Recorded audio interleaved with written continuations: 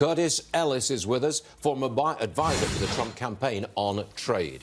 Now, look, Curtis, the president's fighting a trade war, it seems to me, on virtually all fronts. It's a dangerous situation, isn't it? It's dangerous for those on the other side. Not dangerous for us? No. I don't think guacamole is going to become a luxury item like caviar anytime soon as a result of the president's action. Well, you can't be flip about it, Curtis. You can't. All kinds of manufacturing companies will have their supply chain interrupted if these tariffs are imposed. These tariffs, you have to remember, let's go back to the basics. These tariffs are optional taxes. If you make things in the United States, you don't pay a tariff. We are simply going back at the worst case scenario. By worst case, I put it in quotes. We're going back to status quo ante.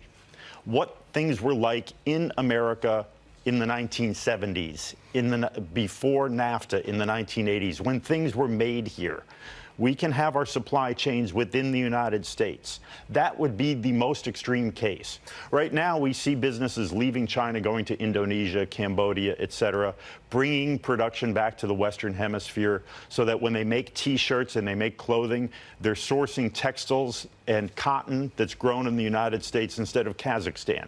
This is all a good thing. Okay. Now, why should China do a deal now if they think that if they do a deal and sign it, the president could turn around and reimpose tariffs if he doesn't like something? Well, I don't think it's up to China to decide how we run our economy. Look, the International Emergency Economic Powers Act, which is what the president has used to impose these tariffs on Mexico, has been on the books since 1962. I don't think it's up to China to write our laws for us. But it's up to China to decide whether or not they get back into these trade talks. That's right. And if they choose not to, if they decide it's in their national interest not to make a trade deal with the United States, they have every right to make that decision. So you're comfortable. You're comfortable with this. The imposition of tariffs all over the place. You're comfortable with this. Oh, absolutely. Yes, because this is what the United States is supposed to do. Look out for America first. Congress will not act to enforce our border. If we don't have a border, we don't have a country.